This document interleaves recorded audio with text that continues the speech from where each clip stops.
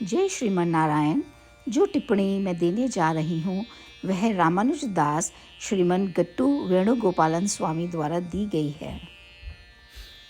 अध्याय 5 कर्म संन्यास योग, श्लोक 10। ब्रह्मण्याधाय कर्माणि संगं त्यक्त्वा करोति यः लिप्यते न स पापेन पद्मपत्रम् इवाम्भसा। ओम।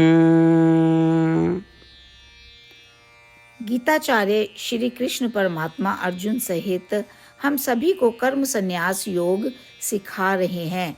परमात्मा कह रहे हैं, अर्जुन, यदि तुम कमल के पत्ते पर पानी छिड़कते हो तो वे बूंदे पत्ते को गीला नहीं कर सकती। उस कमल के पत्ते पर जितना भी पानी गिरेगा वह केवल लुढ़केगा, लेकिन कमल के पत्ते को गीला नहीं करेगा।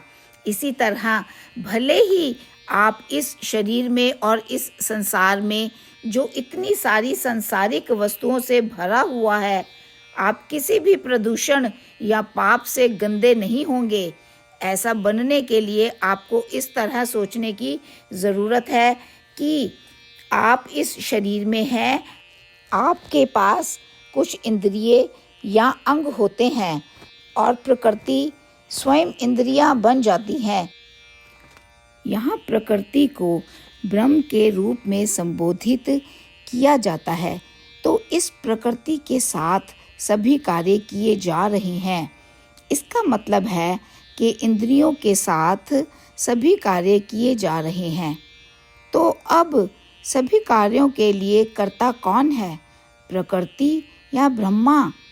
प्रकृति जो इंद्रिय में परिवर्तित हो गई है वह सभी गतिविधियों का कर्ता है। इतना ही नहीं, लेकिन जब कार्य किए जा रहे हैं तो कुछ फल इससे उत्पन्न होते हैं। फल भी प्रकृति से संबंधित हैं।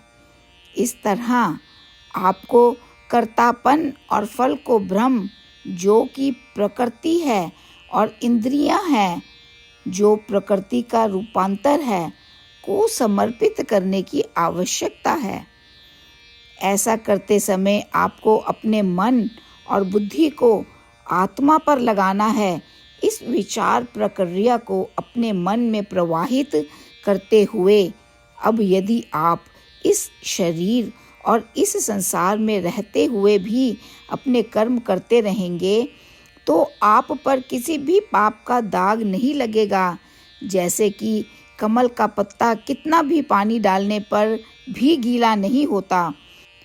और अर्जुन, इस धारणा के तहत भी कि शरीर स्वयं आत्मा है, पाप है, अब वह पाप भी तुम्हें कलंकित नहीं करेगा। इस प्रकार श्री कृष्ण परमात्मा हमें समझा रहे हैं कि पहले वर्णित सार्थक विचार प्रक्रिया के साथ इस प्रकार जीवन कैसे जिया जाए ताकि यह सुनिश्चित हो सके कि हम किसी भी पाप से कलंकित ना हों। श्री कृष्ण परमात्मा के शब्दों पर ध्यान करते समय और उस सार्थक विचार प्रक्रिया को विकसित करते हुए आइए हम सभी परमात्मा के शब्दों को इस प्रकार दोहराएं।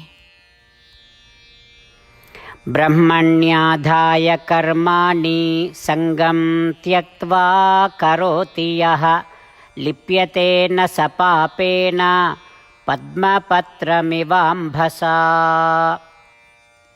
श्रीमद् भगवद गीता का संपूर्ण सार श्री कृष्ण परमात्मा द्वारा अध्याय 18 के श्लोक 65 से 70 में 8 कार्य करने के लिए दिया गया है। श्री कृष्ण कहते हैं, मैं उन लोगों से प्रेम करता हूँ जो इन 8 बातों का पालन करते हैं। मैं उन भक्तों की हर तरह से रक्षा करूँगा। श्री कृष्ण परमात्मा द्वारा बोली गई संपूर्ण भगवद गीता को सुनने के बाद अर्जुन कहते हैं, करिष्ये वचनम तवा, जिसका अर्थ है श्री कृष्ण, मैं वैसा ही करूँगा जैसा कि आप कहते हैं। यही कारण है कि श्री कृष्ण ने अर्जुन को सभी प्रकार की सफलताएं और विजय प्रदान की है। आइए हम परमात्मा को अपना वचन दें कि हम इन 8 कार्यों का पालन करेंगे। परमात्मा को इस शब्द देने से बड़ी कोई पूजा, तप या यज्ञ नहीं है। मैं यह 8 व्रत कहूँगी जो हमें करने चाहिए। आप सब कृपया अपने मन और हृदय में इन पर विचार करें। इस तरह से हम श्री कृष्ण को अपना वचन देते हुए हम सभी श्री कृष्ण के प्रसन्न भरे मुख की कल्पना करें और इस आनंद को महसूस करें। जय श्रीमान नारायण। ये है हमारे 8 वादे। हमारा पहला वादा, हे श्रीमान नारायण, जैसा कि आपने निर्देश दिया है, मैं हमेशा आपका ध्यान करूंगी और आपके बारे में सोचूंगी।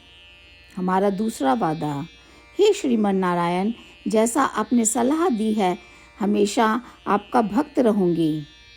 हमारा तीसरा वादा, हे श्रीमान नारायण, मैं आपकी सेवा के रूप में और आपकी संतुष्टि के लिए अपने सभी कार्य करूंगी।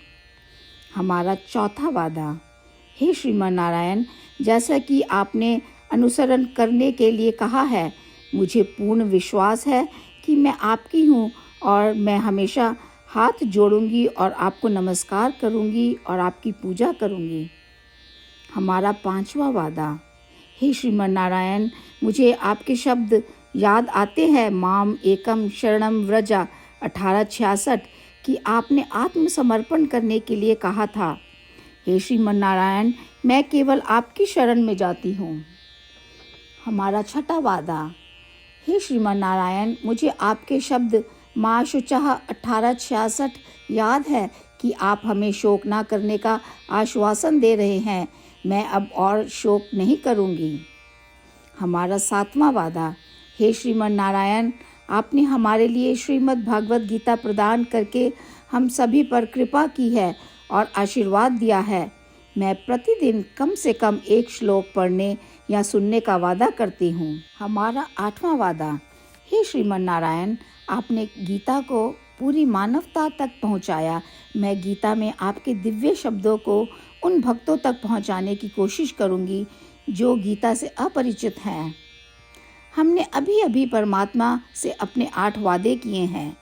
श्रीमान नारायण को हर दिन यह वचन देना कि हम वही करेंगे जो वे स्वयं कहते हैं, अपने आप में एक महान पूजा है। आइए हम अपने अडिग विश्वास के साथ उन्हें अपना वादा दें। हे श्रीमान नारायण, जैसा आप कहते हैं मैं वैसा ही करूँगी, जैसा आप चाहते हैं मैं वैसा व्यवहार करूँगी और केवल आपके लिए काम करूँगी। श्रीमान नारायण करिष्ये वचनम तवा, जिसका अर्थ है, श्रीमान नारायण, मैं आपके निर्देशों के अनुसार कार्य करूँगी। सर्वम श्री कृष्णा अर्पणमस्तु। जय श्रीमान नारायण। ब्रह्मण्याधाय कर्माणि संगं त्यक्त्वा करोति यः लिप्यते न स पापेन पद्मपत्रम् इवाम्भसा। ॐ ब्रह्मण्याधाय कर्माणि संगं त्यक्त्वा करोति यः लिप्यते न स पापेन पद्मपत्रमिवाम्भसा। श्रीमन्नारायण करिष्ये वचनं तव। सर्वं श्रीकृष्णार्पणमस्तु। जय श्रीमन्नारायण। जय श्रीमान नारायण। सभी भक्तों से विशेष निवेदन, हमारे जीवन में सभी चीज़ों में हम तत्काल और प्रभावी परिणाम चाहते हैं। इसे प्राप्त करने के लिए प्रतिदिन 1 मिनट व्यतीत करें और नारायण अस्त्रम पढ़ें। नारायण अस्त्रम प्राप्त करने के लिए नारायण अस्त्रम वेबसाइट पर जाएं, जो www www.narayanashram.org है और पंजीकरण में अपना नाम और ईमेल प्रदान करें। आपके द्वारा प्रदान किए गए ईमेल पर आपको एक नारायण अस्त्रम PDF प्राप्त होगा। PDF में एक रामायण श्लोक, एक गीता श्लोक और एक विष्णु नाम है। इन तीनों को मिलाकर नारायण अस्त्रम कहा जाता है। प्रत्येक व्यक्ति को इन श्लोकों का भिन्न संयोजन प्राप्त होता है। जब हर कोई 24,000 भक्तों के साथ प्रतिदिन अपने नारायण अस्त्रम को पढ़ता या सुनता है, संपूर्ण रामायण पारायण का एक दौर, श्रीमद् भगवद गीता पारायण के 33 राउंड, श्री विष्णु सहस्त्र नाम स्तोत्र पारायण के 24 राउंड हर रोज़ पूरे होते हैं। यह एक ऐसा उल्लेखनीय और असाधारण परिणाम है जो हर दिन ऐसा करने से निकलता है। इसलिए आप और आपके परिवार के सदस्य तुरंत जाकर अपना नारायण अस्त्रम प्राप्त करें। जय श्रीमन नारायण।